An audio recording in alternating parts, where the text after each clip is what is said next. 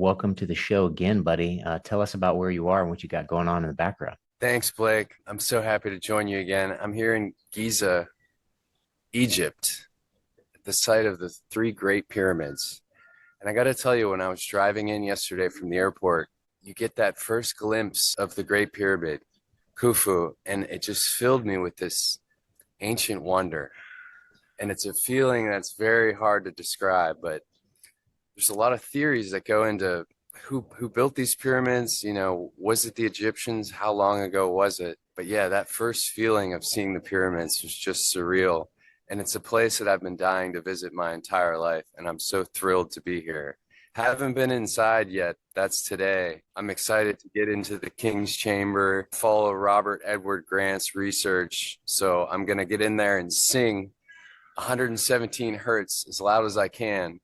Hopefully not scare the other tourists, but I'm going to sing Yeah, and see what happens, because he says at that frequency, at that resonant frequency, you'll hear like a whoop, whoop, whoop, whoop, whoop sound. So there's a yeah. lot of kind of hidden ancient knowledge and frequency and vibration that's making its way back into the human collective.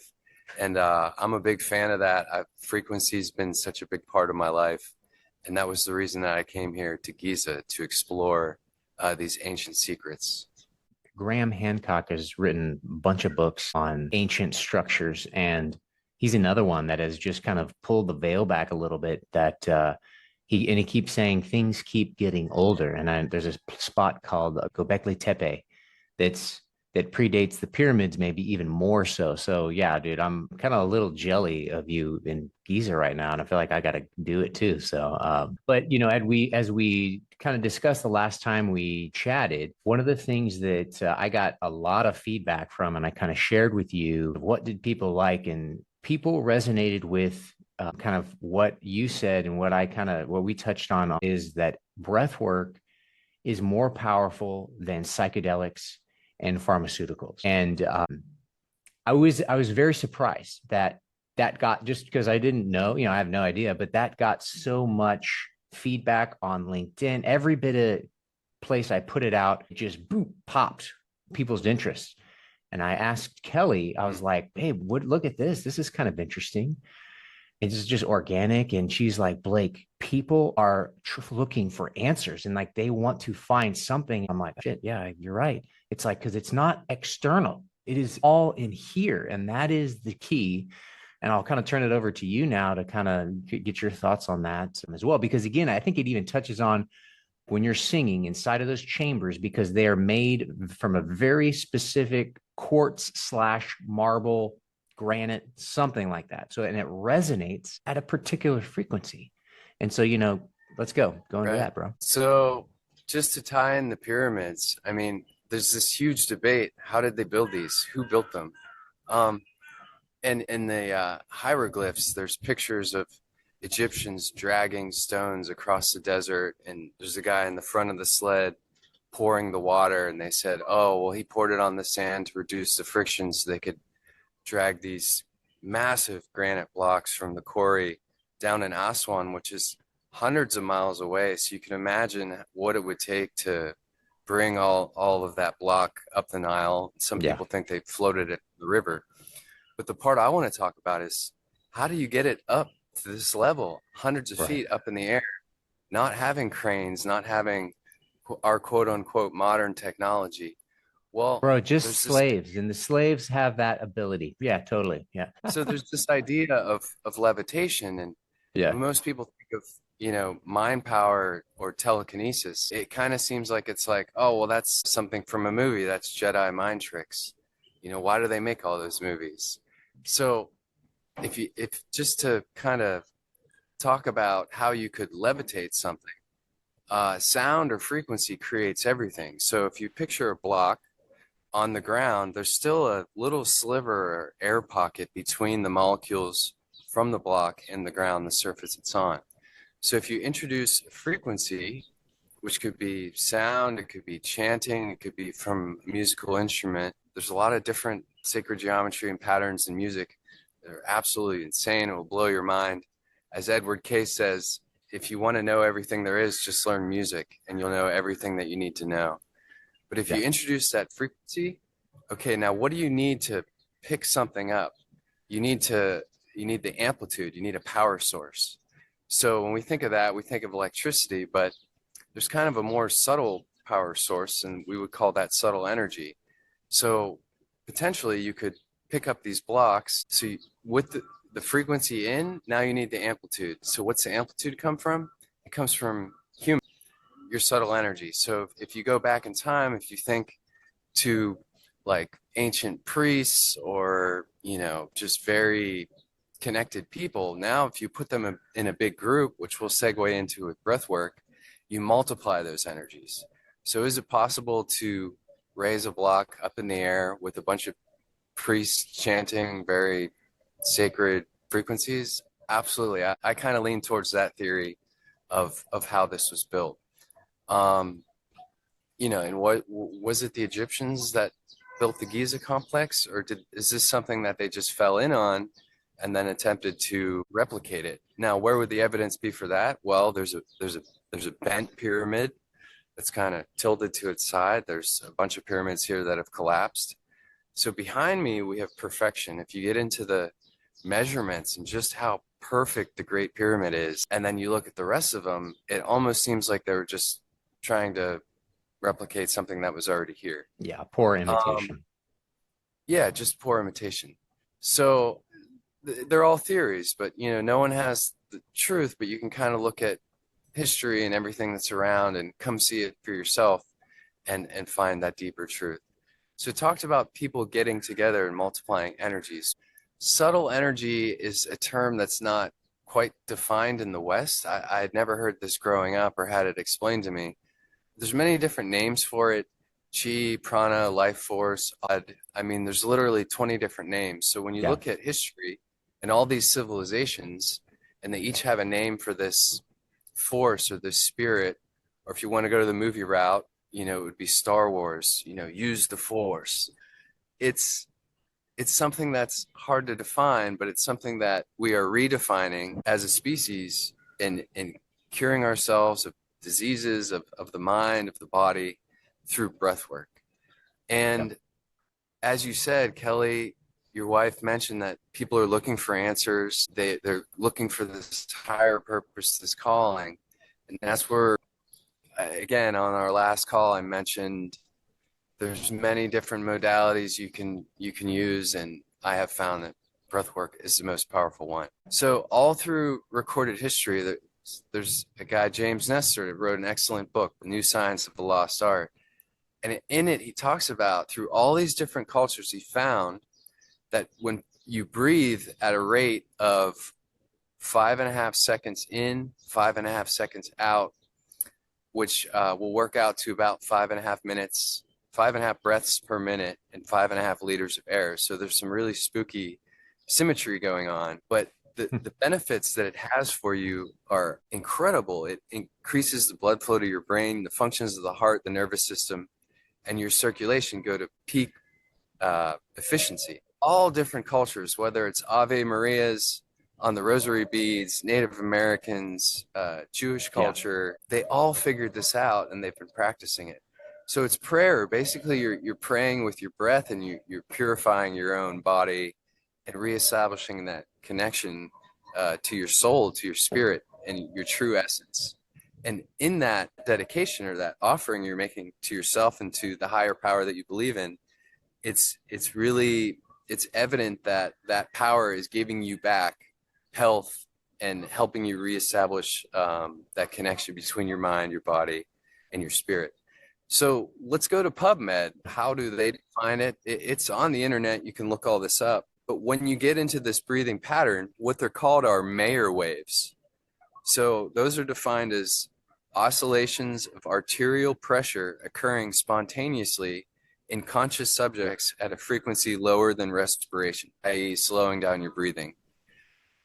So there's the scientific modern day definition in the West. Now, if you think of that term Mayer waves, no, if you walked up to 1,000 people on the street, no one's ever heard of that term. But basically, there's a definition of basically what the energy is doing to your body as you slow down and get into this resonant breathing pattern.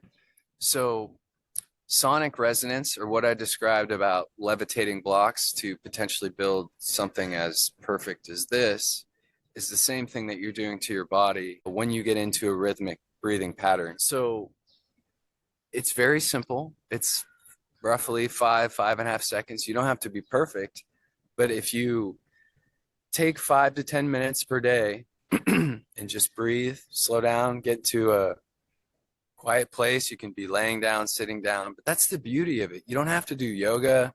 You don't have to meditate. A lot of people, that turns them off.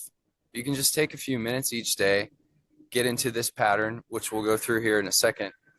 And it does wonders for the body. It's just absolutely, after a few weeks, you can see the changes occurring.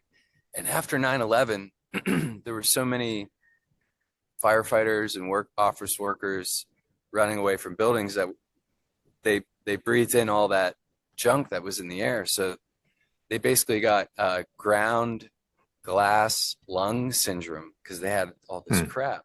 And asbestos from the buildings too. It's just horrible. You can imagine breathing in all that in that day. Not only that, but with all that stress and trauma running through you through that traumatic event.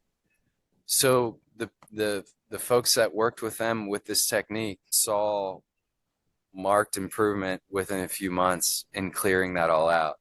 So as we exhale, you're actually detoxing stuff out of your body. A lot of people think detox and getting toxins out is only down, but it's actually out through your breath as well. So these are just things that we aren't taught, but you're making a big comeback. And I'll say it here. You heard it here first. You're going to see in the next 10 years, breathwork instructors and breathwork groups getting together, whether it's friends with someone leading it or going one-on-one with someone. This is going to replace personal training. Your lungs, your lung capacity, that is the marker for your health, for your longevity. It's not about living to 90 and being miserable. It's about how quality your years are along the way, how much energy you have, whether or not you need, 6 cups of coffee to make it through your day, the quality of your sleep. And people are waking up to this. So I truly believe that's a shift that's occurring right now. People aren't going to go to the gym and focus on, getting your squats and your bench press in. They're going to start going to meetups to breathe and to learn more and more. But this is the foundation, this rhythmic breathing pattern. And again, it's roughly 5 to 5.5 seconds in and out. And the exercise that we can do, I'm going to add one more thing into that. But as I said, again, you could do it sitting on the train, going from Brooklyn into Manhattan, going to work. Nobody knows you're doing it. You're just sitting there breathing consciously. You can put on, some calming music. But you can do it anywhere, and it's always available. I think it's a great thing. Fake it till you make it. You don't have to fucking tell anybody. And again, I think this is the power of it, where I've done this. I've kind of done breath work probably after I got out of the military, but Kelly's done it for a while, and I would do it just at different times. And it's, 60 seconds of some type of small breathwork exercise, and even 60 seconds makes a fucking difference. And it's just like a reset the scales of the mind, body, spirit really quickly. Not a lot, but sometimes that's all you need. And it's, don't tell anybody, right? I think that's the things like, hey, you're a pussy, don't be a fag. Like all of these macho bullshit statements around it. But really, like, do you want to be healthy? Do you want to have a sharp mind? Do you want to expel the amyloid plaque that's built up? Yes. I want to be, I want to have all that. And it's this simple, right? It's so simple. Sorry, I'm getting excited, but continue. No, absolutely. And again, the big reminder is, because yoga or the term meditation turns a lot of people off. Some people actually think that meditation is communing with the devil or an evil presence. There's all kinds of wild theories out there. Right. Going back in America since the 20s, when reefer madness was going on and yogis started coming from India to America to teach, and Kundalini, this idea of raising energy, became like, oh, it's a devil, it's a serpent rising, and it's going to take over your mind and make Right. you go crazy. So it's kind of a it's not even a battle between East and West anymore, Right. because as Kelly said, the people are looking, and if you need a scientific definition of your communing with God or the higher power that you believe in, it's that when you get into this pattern, these Mayer waves are produced, Yeah. and that's all there is. There's physiological changing happening. It's changes happening, your body connecting as you get into this pattern with your essence, with your spirit, and you get purified. It's that Yeah. simple. Yeah. And it's a good place to start. And from there, you move into more complex breathwork techniques that just help you more and more, and you just get hooked on it. As Yeah. they say, it's getting high on your own supply. But I say Yeah. to people, if you see these videos advertising for, deep breath work, and you see these people on the ground like huffing and puffing, yeah, that's something you wouldn't get into for like years of practicing breath work. And I'm not quite sure why that's marketed so heavily, because it took me 6 years, even while practicing yoga and doing breathing, because in breath work I'm sorry, in yoga, you breathe consciously, you breathe slowly in and out through the nose, and it clears your mind and it connects you with the posture, and it just makes you feel really good. I had been doing that for 6 years before I truly made the connection to Yeah. how important breath work is outside of yoga, just doing it as a self-care routine. And as I said on our last call, it's the most powerful tool that I've found and incorporated into my life. Um, suffered from crippling anxiety, bouts of heavy depression. And if anyone out there is going through that, man, I would absolutely recommend to start with breathwork, because it's just, and get with a breathwork coach, talk to your friends, your Right. networks, and get some folks together and just set the stage and start breathing. It's very powerful. When people get together, those Mayer waves, that subtle energy, it multiplies. And it's just like God or whatever higher power you believe in is like, yes, do it. Get whole, get right, Yeah. get Yeah. And I think powerful. that's That's you created in my image. Do it. Make it right. And happen. I think that there's some misconception that it's you have to seek something else, right? As you just said, it's like, no, man, it's right here. It's right in front of you. It's yours. There is nothing more powerful than what you are. Like to be connected to source, be it Christ consciousness, be it whatever term you want. It's all right here. Right. So I thought we could finish up with just a couple rounds. I can lead you through it, Yeah. and with hopes that it'll inspire your viewers out there to try it out. And if you're on this video, feel free to join in. So just go ahead and I'll go ahead and explain it again. But what we're gonna do is we're gonna inhale for 5 seconds, and I'll count this for you. And you can imagine it in a triangle. So this is the first side of the triangle. And then immediately we're gonna exhale for 5 seconds. And then we're gonna do a breath hold. So you're gonna be holding without air. And when you do that, you just want to lightly close your throat and relax. And you have plenty of oxygen. You won't be gasping for air. But it'll be that same count of 5 seconds. So again, it's a triangle of an inhale, kind of like this pyramid. Inhale, exhale, and hold. Got it. And when you do this, a good way to clear your thoughts is just to focus on your breathing, to feel that air coming in. We're going to do this in and out through the nose. There's a lot of benefits to breathing in and out through your nose. And Don't be a you want mouth to breather, connect, bro. you want to connect at the tops. We're going to try to not take a pause, but have it Okay. connected. And here's the important thing.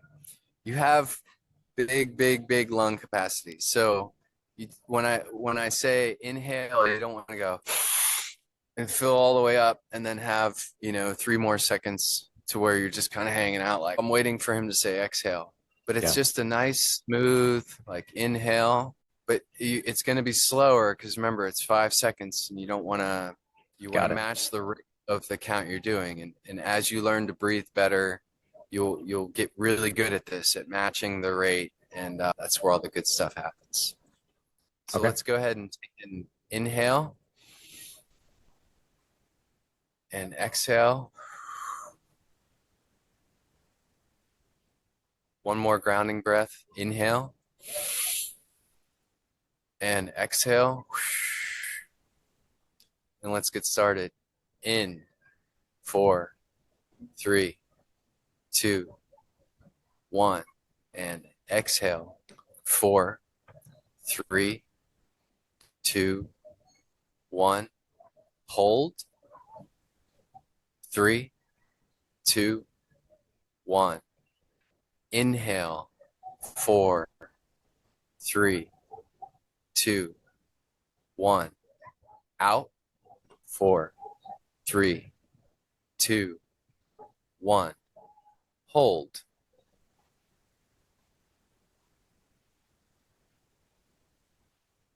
Inhale. 4, 3, 2, 1. Out. 4, 3, 2, 1. And hold.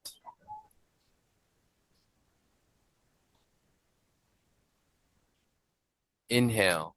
4, 3, 2, 1.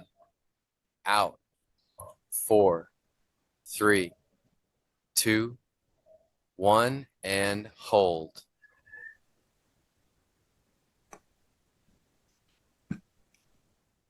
Inhale. 4, 3, 2, 1. Out.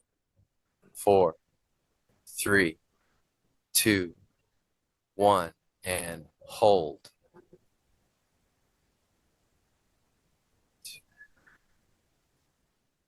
Inhale. 4, 3, 2, 1. And out. 4, 3, 2, 1. Hold. One more round. Inhale. 4, 3, 2, 1. And out. 4, 3, 2, 1. Hold.